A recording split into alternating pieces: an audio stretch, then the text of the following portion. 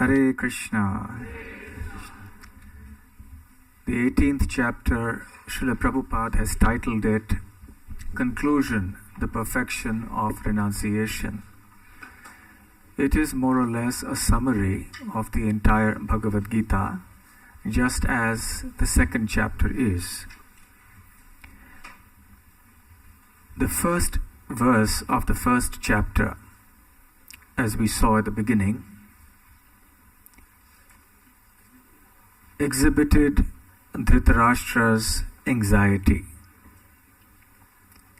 his hope against hope, that despite all odds that were heavily stacked against the victory of his sons, that they would still somehow emerge victorious. As the poet says, hope lies eternal in the human breast. So hope is what we live on, and we move on and on and on, hopeful of a better future or for some favorable result in our activities.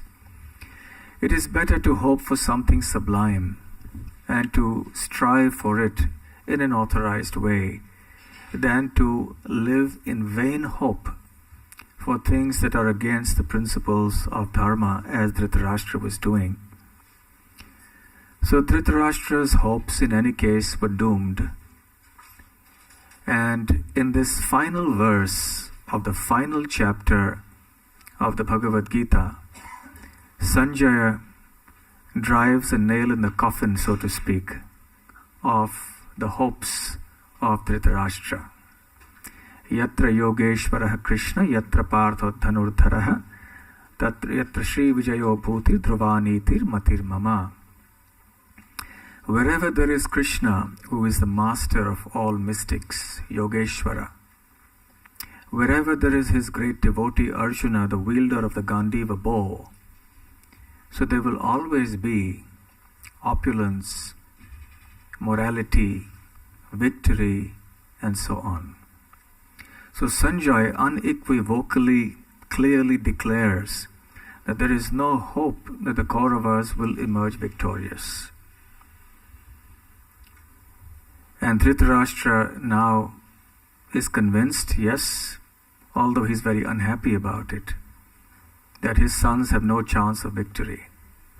And the reason Sanjay gives is that wherever there is Krishna and Krishna's devotee, there will always be victory.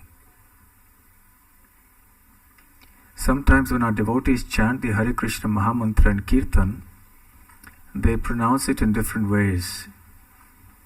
I read an article in Dandavats where there was a quote on how Prabhupada didn't like devotees to chant Hare Ramo. Hare Ramo, Hare Ramo. It's not Hare Ramo, it's Hare Rama.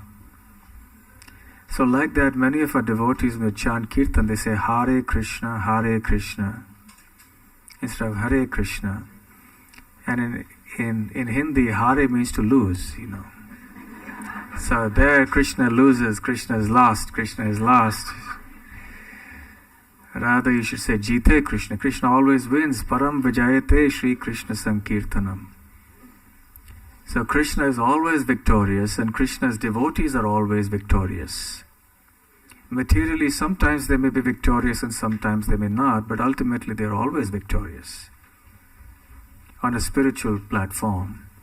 And even on the everyday material platform, Krishna actually empowers his devotees to do wonderful things so that they can emerge victorious even within this world, as was Arjuna empowered by Krishna to do the impossible. As Parikshit Maharaj declares in the Srimad Bhagavatam, really from material estimation, the Pandavas could not have emerged victorious because there was Bhishma and there was Drona in the opposing camp.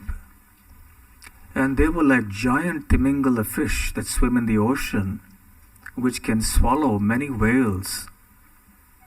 But all this was possible because of the mercy of Krishna. After the battle of Kurukshetra was over, Vyasadeva describes in the Mahabharata, it was time for Krishna and Arjuna to descend from the chariot.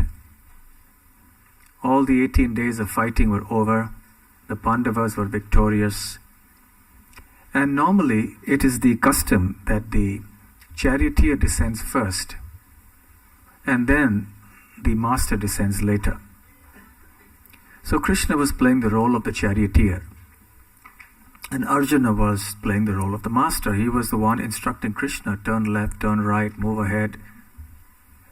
But on this one occasion, Krishna said, no, Arjuna, you get up first this time. But no, you're supposed to get down first. No, this time you get down first. So Arjuna got down, and then Krishna stepped down. The moment Krishna stepped down, the chariot crumbled into ashes. And Arjuna was really surprised. He said, what happened, Krishna? What happened to this chariot? Why did it just crumble to ashes? He said, actually, by the arrows of Bhishma and Drona and many others, it should have crumbled many days ago. But because I was there on the chariot, and because you are my dear devotee, therefore this chariot has remained. And now as I get down and off the chariot has now crumbled. So in this way we see that Krishna not only enables his devotees to attain victory on the spiritual platform, but even on the worldly platform, he will empower his devotees to do wonderful things in his service. So we should be very confident and hopeful in the mercy and protection of Krishna, in the glory and sublime nature of the process of devotional service, and with full enthusiasm and eagerness and sincerity, we should continue our Krishna conscious activities in the association of devotees.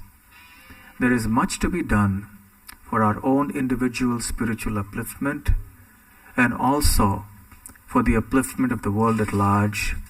People in this world are suffering like anything, and the message of the Bhagavad Gita and the holy name of Lord Krishna is that healing, soothing balm that can solve all the problems in this world, the ultimate solution to all problems, Krishna consciousness.